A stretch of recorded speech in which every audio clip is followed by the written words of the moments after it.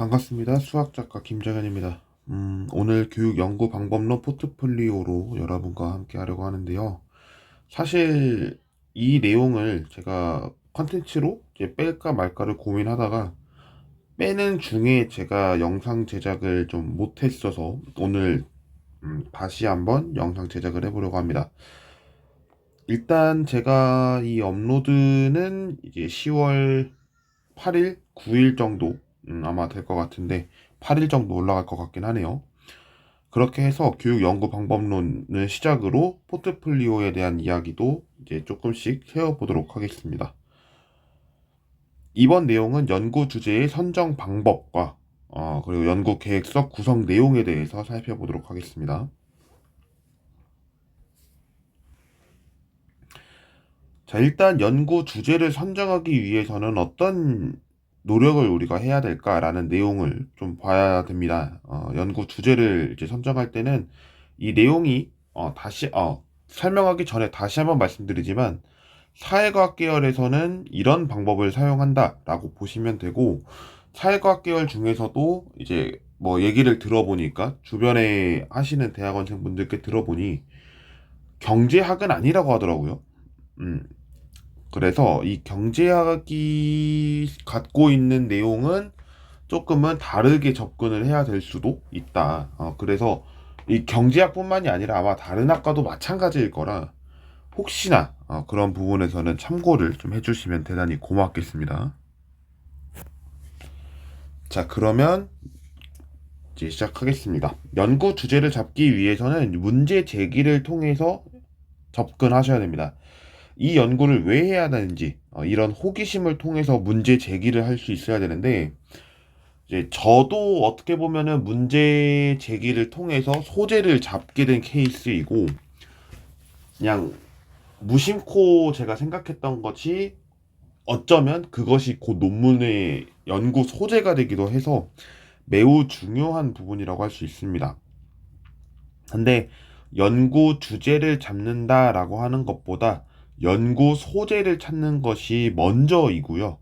연구 소재가 찾게 된다면 이를 가지고 어떤 연구들이 어떻게 진행이 됐었는지를 본 다음, 그 다음에 나타나는 것으로서 접근하시는 것이 좀 더 효율적입니다.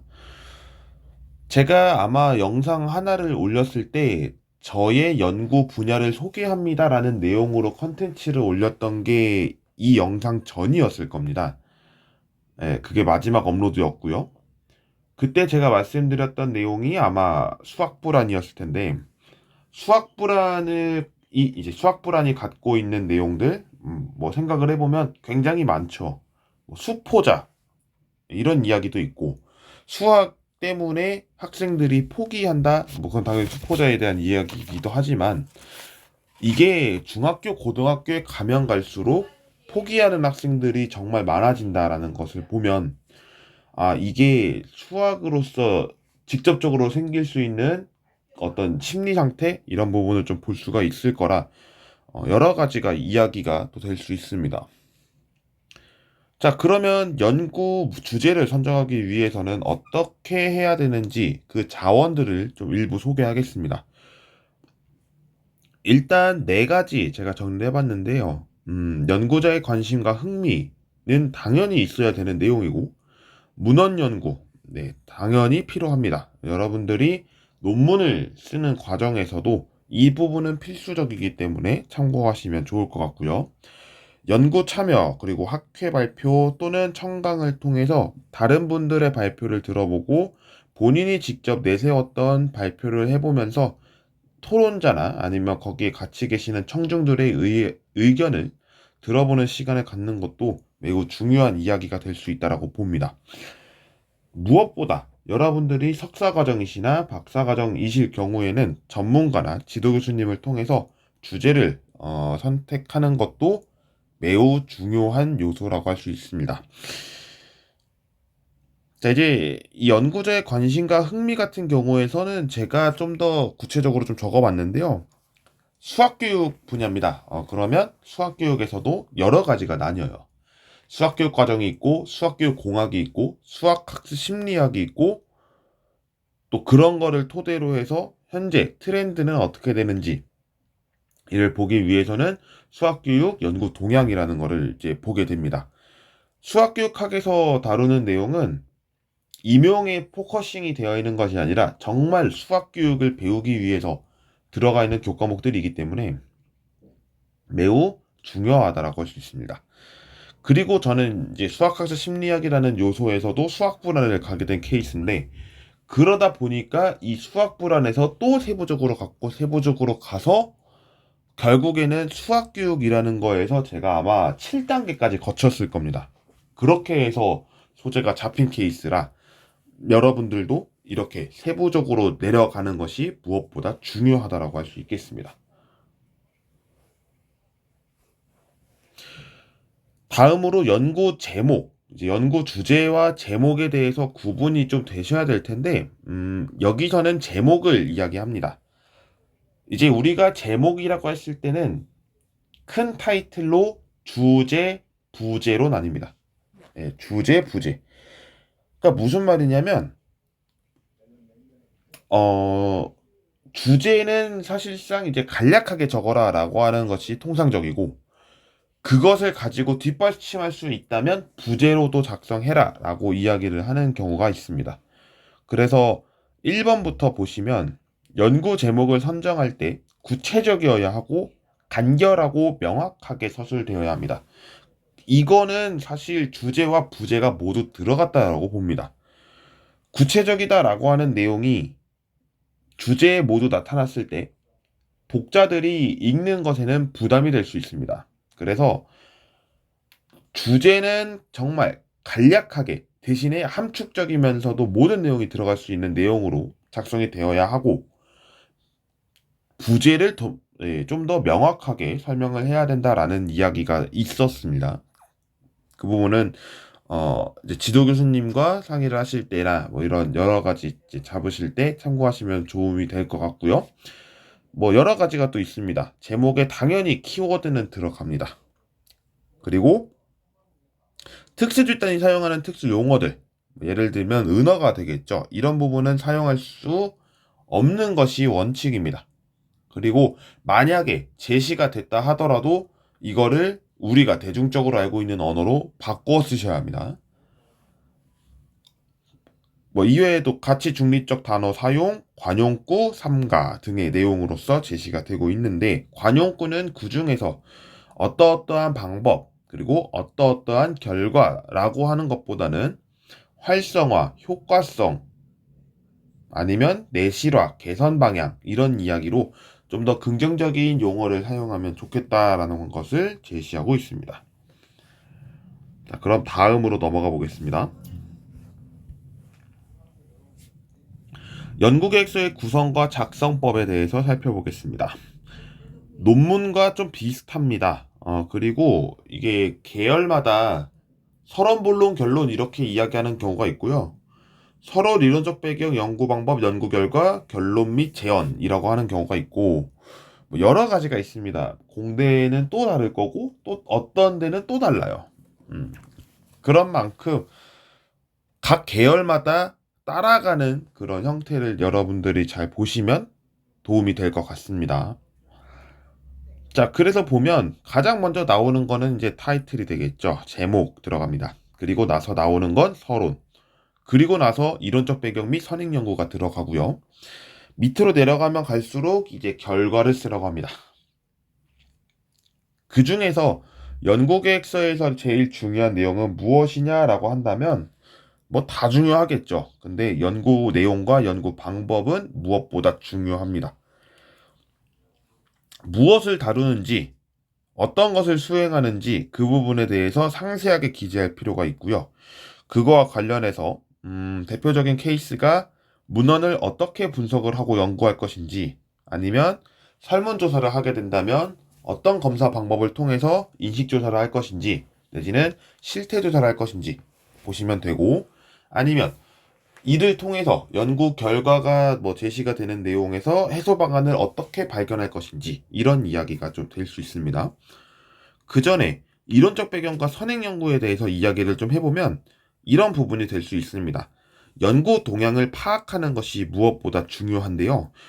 이제 연구 동향을 파악할 때는 여러 가지 자원과 최근의 연구 사례를 같이 확인하는 것이 중요할 것이고, 여러분이 읽었을 때 정리가 되면 범주화 작업을 하는 것이 좀 필요합니다. 그래서 기술적 나열보다는 우리가 이제 재구조화라고 해서 어떤 프로그램이 있었을 때 긍정이다 있고 그 부정이다라는 내용이 있는 그런 연구들이 있으면 제시하는 것이 무엇보다 좀 중요할 것 같습니다. 예상 결과는 당연히 이제 나타나는 거고요. 뭐 예를 들면 연구 내용과 연구 방법에서 어떤 처치 프로그램을 개발했다라고 하겠습니다. 그러면 이 처치 프로그램을 통해 얻게 되는 예상되는 결과가 있을 거예요. 그러면 그 예상되는 결과가 예를 들면 학업 성취도에서 사전에는 어땠는데 이제 연구 내용을 통해서 처치 프로그램을 조입했더니 결과가 좋아졌더라. 내지는 수학적 성향이라고 하는 것이 있는데 정의적 영역이죠. 어떻게 보면 사전에는 어땠는데 처치 프로그램을 도입하니까 나중에 이제 결과에 유의미한 결과를 얻었다라고 하는 것이 있을 수가 있습니다. 그렇게 여러분들이 확인하시면 될 것 같고요. 연구 계획서다 보니까 연구 기간, 그리고 연구 과정, 소요 예산 이런 부분이 좀 들어갑니다. 행재정적인 부분이 들어가는 거죠. 그래서 얼마나 걸리는지, 그리고 그 얼마나 걸리는 동안에 어떻게 우리가 할 것인지 이런 부분을 구체화시키는 것이 무엇보다 중요하겠습니다.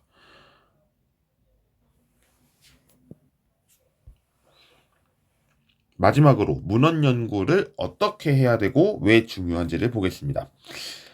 문헌 연구가 연구의 시작점입니다.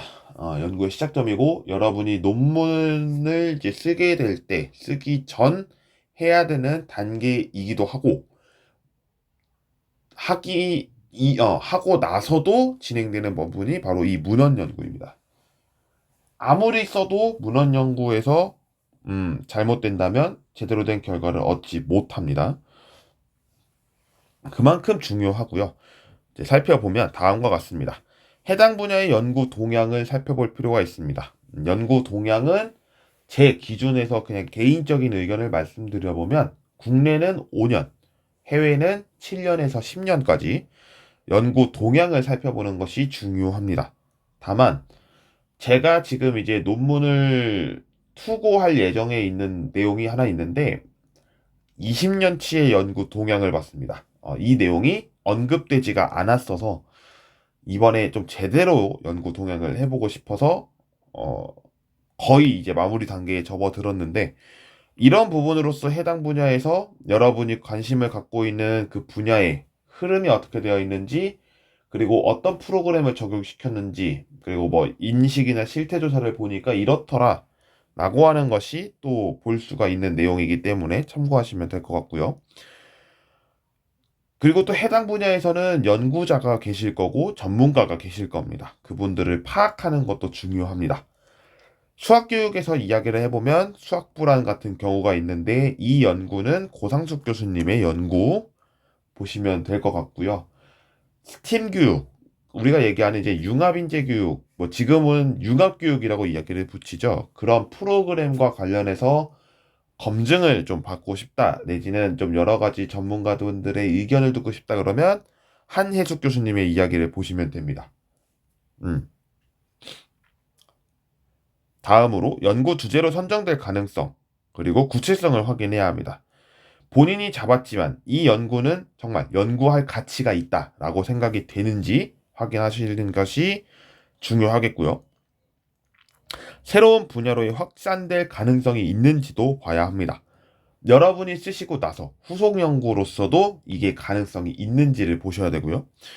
해당 분야의 향후 전망 마찬가지, 그리고 마지막으로 이 문헌 연구의 중요성이 마지막에 좀 등장하는데 여러분이 연구를 함에 있어서 시행착오를 줄일 수 있는 역할을 하게 된다라는 내용이 있습니다. 실제로 처치 프로그램을 개발할 때 이렇게 하면은 좋은 프로그램이겠구나, 내지는 이런 프로그램을 했더니 학생들이 조금 안 좋게 보는 부분이 있네, 아니면 유의하지 않은 수준에 도달했었네. 그러면 이것까지 잡으려면 어떻게 해야 될까라고 하는 것을 여기서 볼 수가 있는데요. 여러분들이 이 부분은 좀 고민하시면서 확인하시면 좀 더 도움이 될 거라 봅니다. 자, 그러면 오늘 영상을 여기까지 촬영을 하도록 하겠고요. 다음 영상에서 또 한번 포트폴리오 영상으로 찾아뵙도록 하겠습니다. 시청해주신 모든 분들 감사드리고요. 다음 시간에 뵙도록 하겠습니다. 고맙습니다.